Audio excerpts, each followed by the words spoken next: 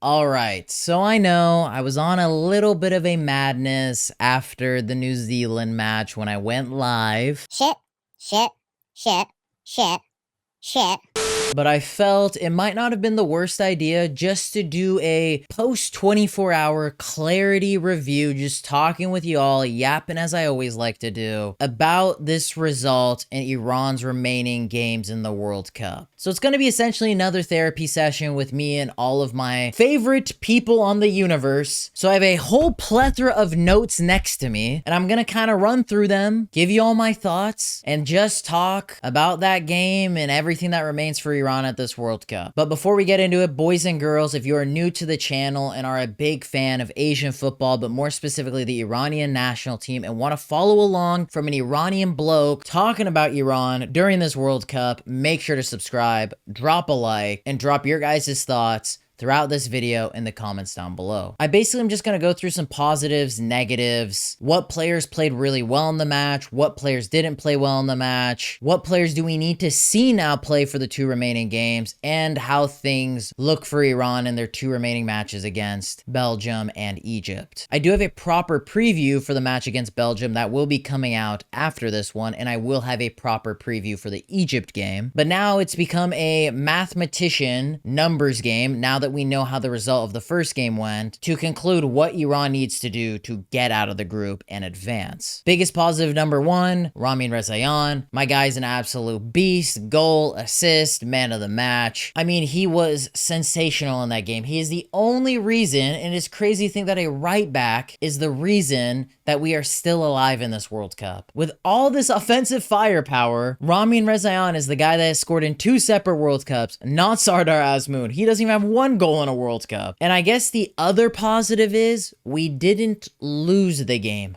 I know that sounds depressing, but we were able to keep ourselves alive in this group, because if we lost to New Zealand, our World Cup hopes were like 90% in the grave. Mathematically, I know that technically isn't the case, but if we're not beating New Zealand, we might as well pack our bags, ask Donald Trump to deport us, and just send us back to Iran. And to be fair, there was large parts of that game that I thought, oh my God, we're actually gonna lose to New Zealand. We went down twice in that game. Yes, if the game kept on going, I really thought we were putting the pressure on them, but we had to come back twice against them. So I guess that's a good segue to the negatives. I mean, where do I even start? The lineup, the tactics, starting guys like Nemati, Moghalu, like Mعنایی. Why are you testing me like that? I could not believe these two guys were rocking that debut World Cup patch as some 30-year-old nobodies that have never played for the national team up to this point. Oh man, we're doing like the reverse Spain. Instead of giving youngsters debut patches, we're giving the unks debut patches. And this just eats me up inside. I don't want to go back and rehash out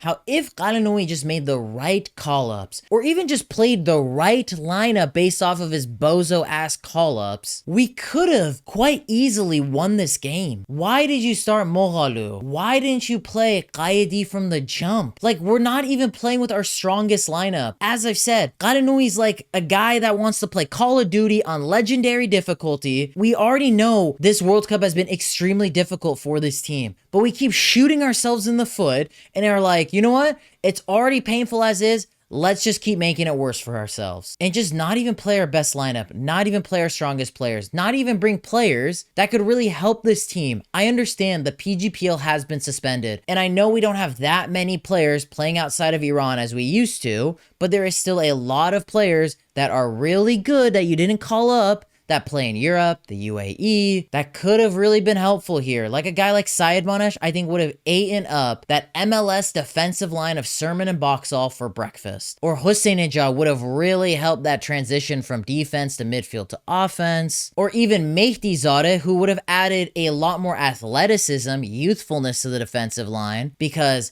Beranvand, Nemati, Khalilzadeh, and Mohammadi were just absolute dog water. I'm almost certain Mehdi Zadeh or Falah wouldn't have played any worse than those guys. But within the tangibles of the players that you decided to choose from, Why wouldn't a guy like Eckert play? Hossein get more minutes because compared to Moghalu and Alipur, I'd much rather have Hossein play. He's younger than them, plays at the same level as them, and has performed way better than them this season. And just our defensive structure was so shambolic. We played so down to our opponents, and that's just been a common theme with Qalanui. It reminds me a lot of that Qatar game. That's what this game reminds me of. And I feel like if New Zealand had an ounce more of quality, they could have beaten us. They literally only created 2 chances and scored off those 2 chances. Baron was literally a cone in the match. Like, come on, man. You didn't make any saves. I know technically he made like 6 saves, but those are all comfortable shots that went right to him. Anything that actually tested him, he couldn't save. And that second goal, that was one that he 100% should have saved. So yeah, the defense outside of Ramin Rezayan was cheeks. A guy that I didn't give a little bit more praise to in the live, maybe because it was the heat of the moment, was Saman Ghoddos. Looking back on it, now with that post 24-hour clarity, he was actually quite good in the match. That European experience really showed. He was literally our only saving grace in the midfield. KFC Tollahi was doing KFC Tollahi things. He was fine sometimes,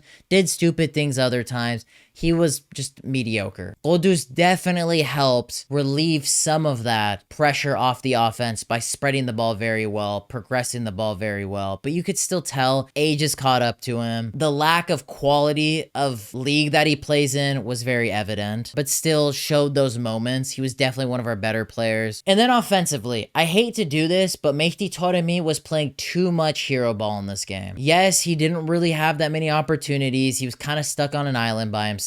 But he was fairly selfish. I get it, you're the best player by a country mile. You don't have your homeboy Azmoun with you. Man, I think there was a little bit of arrogance there, a little too much hero ball. I am okay with excusing it because he has saved us a gajillion times, but definitely something we need to learn from where he maybe needs to have a little bit more trust in the team because you could tell he didn't have that much trust in a lot of the players around him. And I don't personally entirely blame him, but it's not a good look. And then the final point, something I didn't talk about during the live because there was just so many other things I talked about throughout that almost 1 hour of yapping, was the complaining and the little bit of diving. I think one moment that it really personified for me where I was like, what are we doing? We look really stupid, was when Shuja Khalizadeh was rolling on the ground claiming that Chris Wood elbowed him, and then we watched the replays and this absolute ding dong runs straight into his shoulder. Chris Wood looks by him like, whoa, what just happened here? And the guy's just rolling on the ground claiming he elbowed him. Like, come on, man. Like, Shuja Khalizadeh is just the gift that keeps on giving. He is just an absolute numpty. I was not a fan of it. Focus on the game. I get it. We have so many issues we're dealing with.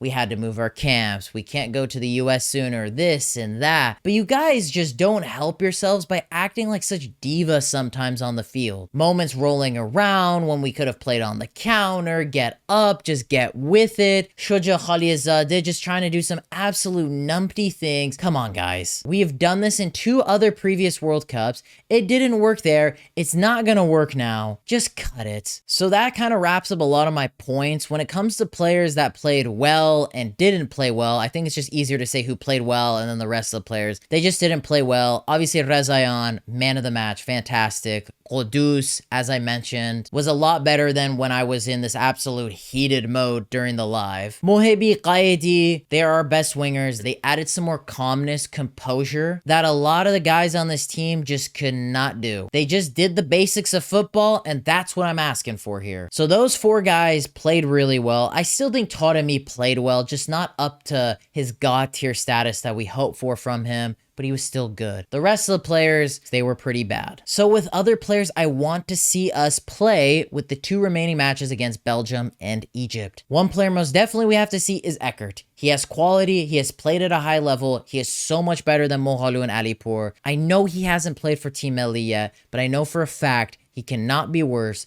than those 2 guys. Qaedi, he needs to start. Youssoufi, if you want to play him in the back for extra reassurance, if you play 5 in the back, go for it. Qaedi, Mohebi, locked in wingers throughout the rest of the tournament. I do not want to see anything else. Hosseinzadeh and Iri, these are the 2 wild cards in my opinion. that should be getting minutes throughout this tournament. I don't know what difference it would make to play Iri over like Nemati. I really think it would benefit the kid a lot. I think he would play really well if given the chance. And Hossein again, is better than Mohalu and Alipur. He has shown it. He was a really good player in the Asian Champions League. Give him a go. So those would just be some players that I would like Qalinoui to finally implement. No more Mohalu. We are done. Regardless if you thought Mohalu played half decent, didn't play well, we all can agree he should not be playing another single minute throughout this World Cup. You're done. You got your shot. I wouldn't give it anymore. So how I want to conclude this video is talking about the situation for Iran now with the 2 games remaining. We've seen us play in the first game. We've seen Egypt and Belgium play. And yeah, I was quite negative during the live. It's because I was just extremely disappointed. It's just that what if factor, as I talked about in the beginning of this video. If we saw guys like Allahiyar, Hossein Nejad, I don't know, all those type of players that should be here, I most definitely think we could have beaten New Zealand. It's just I feel like we're handicapping ourselves. We're making this so much more difficult than it needs to be. We are playing this on legendary Call of Duty difficulty. And that's what killed me inside is we could have won the game. We needed to win the game. This was the banker. This was the 3 points we desperately needed, and we didn't get it. And now we have an extreme mountain to climb because the only way Iran can get out of this group is either drawing both the matches against Belgium and Egypt, or you win one of the 2 games. And I would say the match against Egypt was probably the likelier of the 2. And when I mean likelier, I mean pretty much the only option of the 2 because I don't see us beating Belgium. With how they played against Belgium,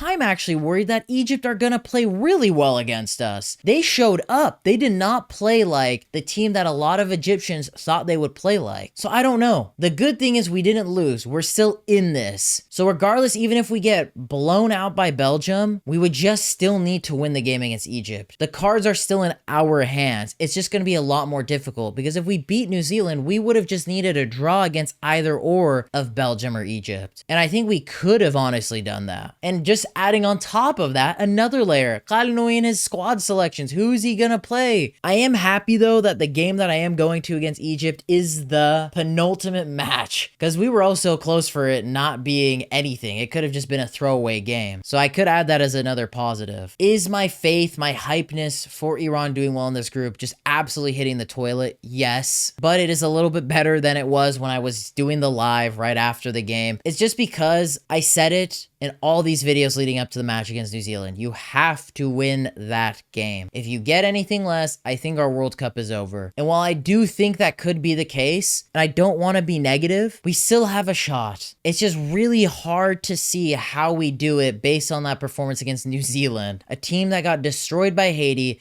Yes, maybe they showed up, but again, I think it's because we stooped to our opponent's level. We stooped down. We do not level up. And that's what we're going to have to see in either or of these matches against Belgium or Egypt. We have to step up. We cannot stoop down to a lower level. We have to play up of our opponents. That is what needs to happen. And I know this team could. It's just a lot of stars are going to have to align to make that happen. But we have seen crazier things. But as I always say at the end of every single video, boys and girls, my opinion only matters so much. Let me know your guys' thoughts in the comments down below. If you guys are a big fan of Iranian national team content and want to follow along on my content throughout this World Cup, make sure to subscribe. We're on the road to 7,000 subscribers before the World Cup ends, and I know we can reach that goal with your guys' help. Smash the like button, and if you guys enjoyed this video, don't stop watching now, as I have countless other fantastic videos across my channel that you all should watch. So click over here as the YouTube algorithm specifically recommended this video for you all to watch next, and click over here as I post content weekly